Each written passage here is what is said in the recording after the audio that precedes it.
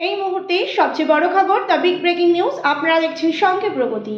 সঙ্গে প্রগতি ইউটিউব চ্যানেলের পক্ষ থেকে সবাইকে স্বাগত জানিয়ে শুরু করছি আজকের প্রতিবেদন।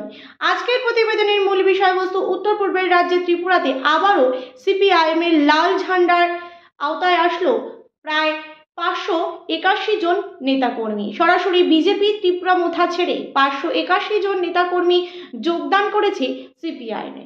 এমনটাই কিন্তু চিত্র দেখতে পাওয়া গেল উত্তর পূর্বের রাজ্যে ত্রিপুরাতে।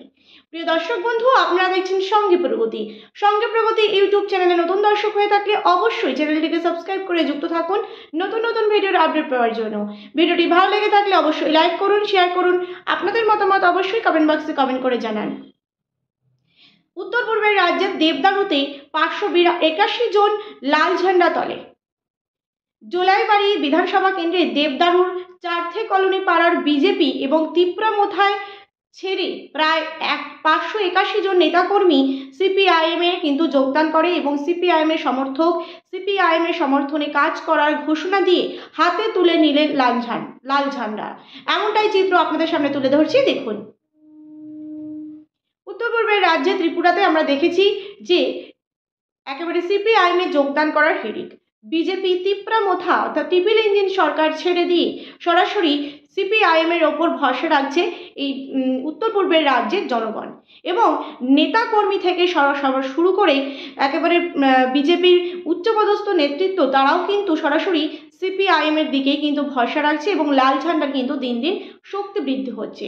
2028 বিধানসভা নির্বাচন সেটাকে সামনে রেখে, তার আগে এডিসি ভিলেজ নির্বাচনকে সামনে রেখে সিপিআইএমে যে একের পর এক যোগদান করার হিড়িক, তাহলে বলা যেতে পারে যে এবার কিন্তু একটা ভালো ফলাফল আশা রাখা যেতে পারে।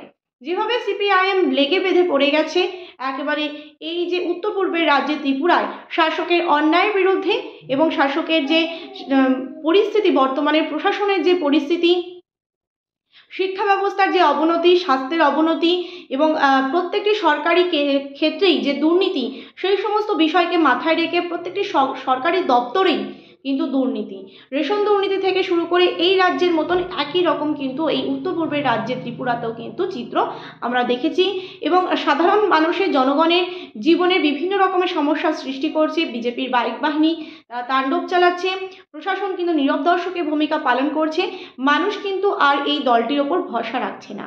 সুতরাং এই জনসাধারণের গণতন্ত্র হত্যাকারী দলটির ওপর মানুষ কিন্তু আগামী দিনে আর ভরসা রাখবে না। সরাসরি লাল ঝান্ডার ওপর কিন্তু মানুষের ভরসা বাড়ছে এবং সিপিআইএমের যিনি রাজ্য সম্পাদক রয়েছেন জিতেন্দ্র চৌধুরী, তার হাত ধরেও আমরা দেখেছি একের পর এক কিন্তু সিপিআইএমে যোগদান করার চিত্র।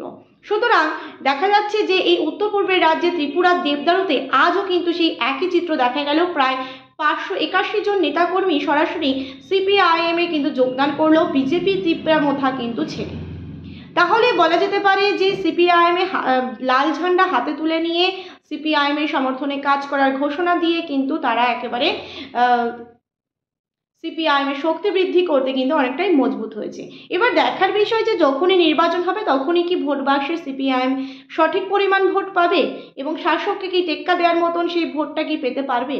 কারণ এই রাজ্যে কিন্তু সঠিকভাবে নির্বাচন হয় না, নির্বাচনের নামে কিন্তু প্রহসন, মানুষ কিন্তু নিজেদের গণতান্ত্রিক অধিকার কিন্তু প্রয়োগ করতেও কিন্তু ব্যর্থ হচ্ছে। সেই সমস্ত বিষয়কে মাথায় রেখে দেখার বিষয় যে আগামী নির্বাচনে মানুষের গণতন্ত্র অধিকার কতটুকু প্রয়োগ করতে পারে এবং সিপিআইএমে যোগদান করছে মানুষ, সিপিআইএমের ভরসা রাখছে। এবার সিপিআইএম দলটির কিন্তু প্রয়োজন এই দলটিকে কিন্তু আরও মজবুত করা, শক্তিশালী করা। নিজেদের মধ্যে গণ্ডগোল দ্বন্দ্ব কিন্তু করলে চলবে না, নিজেরা কিন্তু ঐক্যবদ্ধ হতে হবে। কারণ এই লড়াই কিন্তু একদিনের লড়াই নয়, এই লড়াই লড়তে হবে এবং জান কবুল করা কিন্তু লড়াই লড়তে হবে।